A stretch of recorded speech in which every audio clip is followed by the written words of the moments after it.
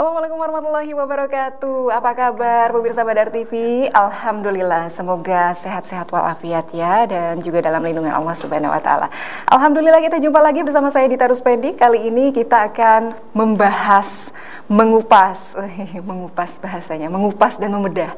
Mengupas sisi perjuangan dari seorang pelaku usaha dan juga membedah keunggulan apa dari produk-produk yang dihasilkannya. Dalam program Bisnis Anda, kami juga mengajak Anda pemirsa untuk bertukar informasi melalui media sosial kami ya. Jangan lupa di follow @officialbadartv dan juga di subscribe YouTube-nya. Oke. Langsung saja kita kenalan sama tamu istimewa kita kali ini. Assalamualaikum, apa kabar Ibu Asih? Waalaikumsalam. Banget kelihatannya. Sehat ya Bu Asih? Alhamdulillah. Alhamdulillah. Gimana kabar perkebunannya? Perkebunan masih aman, alhamdulillah. Aman ya. Iya. Alhamdulillah. Jadi Ibu Asih ini pemirsa adalah seorang business women, luar biasa. Tampaknya dari raut wajahnya seger banget, nampak wanita yang menginspirasi banyak orang, terutama para wanita lainnya. Karena Ibu Asih ini adalah seorang pengusaha yang wow, menurutku berani sekali Bu Asih. Di Bekasi, di Kabupaten Bekasi yang cuacanya hangat sekali ya Bu Asih ya. Berani mengembangkan budidaya jamur yang notabene adalah biasanya dikembangkan di wilayah yang dataran tinggi atau yang sejuk. Iya, cuacanya sejuk ya Bu Sejuk, Asih ya. dingin, ya, Di Bekasi panas Bu Asih, kok berani banget gitu. Kalau saya jadi temannya Bu Asih zaman dulu ketika mau mulai usaha, kayaknya pikir dua kali deh ini Bu Asih. Gimana Bu Asih, apa yang menguatkan pada saat waktu itu? Jadi waktu itu tuh kita coba-coba Mbak, coba-coba 100 media kita taruh di garasi. Kok bagus gitu loh. Kenapa nggak kita kembangkan? Nah, akhirnya karena di situ hasilnya bagus, pasarnya juga bagus. Lalu kita kembangkan untuk fokus di budidaya jamur. Jadi awalnya cuma coba-coba gitu? Awalnya coba-coba. Jangan-jangan garasinya ada AC-nya lagi? Enggak, garasi terbuka nggak ada apa-apa. Serius? Bisa ya? Rumah, bisa. Terbukti ini adalah produknya luar biasa. Jadi produknya ada apa saja sih Bu Asih? Produk saya ada jamur kuping sama jamur tiram. Tapi jamur tiram ada jamur tiram putih dan jamur tiram coklat. Oke, jadi ada macam-macam jamur yang dikembangkan ya. Jadi nama bisnisnya yang Ibu Asih jalani sekarang namanya diberi nama Hanara Farm. Hanara, kalau saya dengar Hanara itu kayak nama Jepang gitu ya. Apa itu artinya? Hanara itu dari bahasa Latin, artinya itu dihargai. Jadi bagaimana sih usaha kita itu ada harganya gitu. Harus dihargai apapun jerih payah kita, iya, gitu ya, harapan dan doa. Jadi yang namanya nama itu adalah berupa doa dan harapan. Balik lagi ke jenis-jenis jamurnya yang Ibu kembangkan saat ini, ada jamur kuping, jamur tiram, apa lagi? Jamur tiram putih sama jamur tiram coklat. Oke, bedanya apa itu? Kalau jamur tiram putih itu memang teksturnya biasa ya Mbak, yang biasa kita makan. Tapi kalau yang tiram coklat itu teksturnya lebih kenyal. Gitu. Kalau saya tahunya sama-sama enak aja kalau Ya, dioseng-oseng ya. Zaman tahun berapa itu? 2017 waktu di garasi itu? Pas 4 tahun dari sekarang. 4 tahun dari sekarang, iya 2017 ya. 2017 iya. Tadi sempat ngobrol-ngobrol sebelumnya ya, 2017 kita Bu Asih ini merintis usaha ini. Apa yang melatar belakangi Ibu Asih saat itu? Apa cuman coba-coba kan nggak mungkin ya Bu Asih ya? Waktu itu apa latar belakangnya untuk kuat untuk itu suami tuh di kantor suami mulai goyah. Banyak pengurangan kan, jadi kita mikir usaha apa nih yang kira-kira tuh bisa ngasilin duit tiap hari tapi nggak banyak pesaing gitu. Akhirnya kita nyoba di jamur dan alhamdulillah untuk omset lancar, untuk penjualan bagus dan pesaingnya juga tidak banyak. Waktu itu awal coba-coba dapat bibitnya dari mana? Dari Bogor. Nyengajain beli gitu? Kenapa? Menyengajakan untuk beli ke Bogor? Iya, untuk betul. Karena kita penasaran mau coba di jamur yang memang beda ya. Itu tantangannya ada gitu. Jadi kita coba ke sana beli medianya. Waktu itu media jamurnya seperti yang di situ. Oke. Tapi ilhamnya dari mana itu pada waktu tahun 2017 itu? Apakah bermimpi tiba-tiba sedang menjadi seperti sekarang atau seperti apa? Itu dari mana motivasi Ya, atau ilhamnya waktu itu? Ilhamnya tuh pengen punya itu tadi, penghasilan yang bisa duitnya tuh ngalir tiap hari. Jadi kita duduk di rumah duit itu datang gitu. Kenapa harus jamur? Karena jamur nggak banyak pesaingnya Mbak, gitu. Tidak Beda banyak dari yang pesaing. lain. Iya. Oke, langsung lah tring gitu ya di kepala Bu Asih saat itu. Iya, betul, Apa yang belum ada banyak pesaingnya gitu ya? Iya. Walaupun agak mustahil di Kabupaten Bekasi gitu ya, di cuaca yang panas, tapi Bu Asih memberanikan diri untuk mencobanya begitu. Waktu itu setelah tahu berhasil nih percobaan Ibu, saat itu apa lagi tahapnya? Habis itu kita sewa tempat waktu itu, sewa tempat khusus untuk budidaya. Nah, berhubung kita juga ingin berkembang kan, karena ini prospeknya bagus, pasar bagus, kita berkembang cari lahan. Terus kita memberanikan diri tuh tahun 2018 akhir untuk produksi, jadi bikin sendiri. Wait, ada budidaya, ada produksi, jadi bedanya apa? Beda, kalau produksi itu kita membuat Mbak, membuat media langsung, kita buat sendiri, terus kemudian kita budidaya sendiri gitu. Oke, Jadi kalau budidaya aja itu kita beli barang jadi, beli media jadi. Baik. Berarti 2017 coba-coba nih di garasi, 2018 mulai memberanikan diri untuk memproduksi. Iya, Langsung berhasil? Ya masih ada gagalnya, namanya uji coba kan. Kalau uji coba pertama langsung berhasil itu nggak ada pengalamannya. Waktu itu seperti apa? Waktu itu ada kegagalan 50%, terus kita coba lagi evaluasi, sambil jalan evaluasi, dan alhamdulillah. Gagal itu maksudnya nggak tumbuh? Gagal Seperti apa? tumbuh, iya. jamur Betul, karena di itu ya. jamur itu ada beberapa faktor Mbak.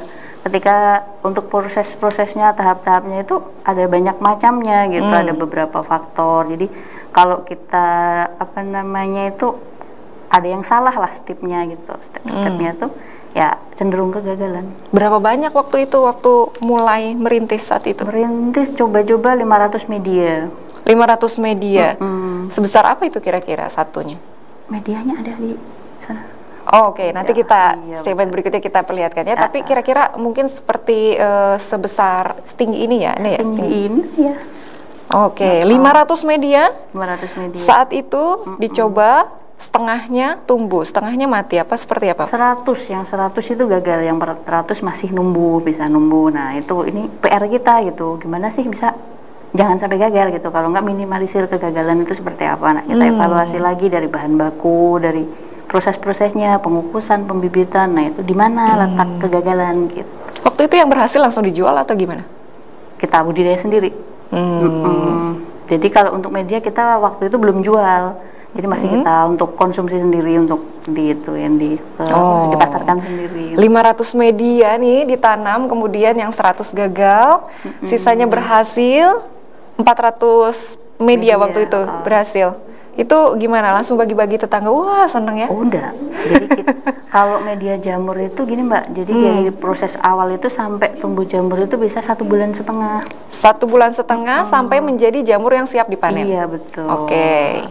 Ketika itu waktu panen, Ibu langsung menjualnya atau seperti apa? Karena kita sistemnya kan begitu, panen, petik, kemas, jual. Jadi kesegaran jamurnya itu masih fresh. Oke, jadi emang dari awal ini sudah dikonsep akan dibungkus seperti ini atau seperti apa, Bu? Oh, ada tergantung permintaan ya. Kalau di kayak gini seperti permintaan reseller, jadi mereka jual lagi, kita repacking gitu. Tapi kalau untuk yang ke pasar kita iniin per 5 kilo.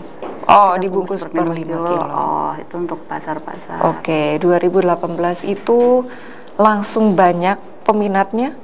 Iya, dari 2017 itu sudah banyak. Alhamdulillah. Langsung laku keras gitu ya? Iya, respon untuk jamur ini ya alhamdulillah Mbak, karena di Bekasi ini sebenarnya kita dipasok dari luar, dari wilayah luar Bekasi gitu. Tapi berarti kan kalau dipasok dari luar, berarti kan saingannya Ibu ini adalah para importir ya? Ya, dibilang importir yang luar daerah ngirim Bekasi, dari daerah luar Bekasi gitu. Apa yang Ibu hadapi sejak merintis saat itu? Misalnya persaingan itu begitu terasa nggak sama Ibu? Sebenarnya enggak. Kalau kita tuh mampu ini mengimbangi ya, karena tapi kan kalau pengusaha kecil kayak saya itu kan terbentur di pemodalan.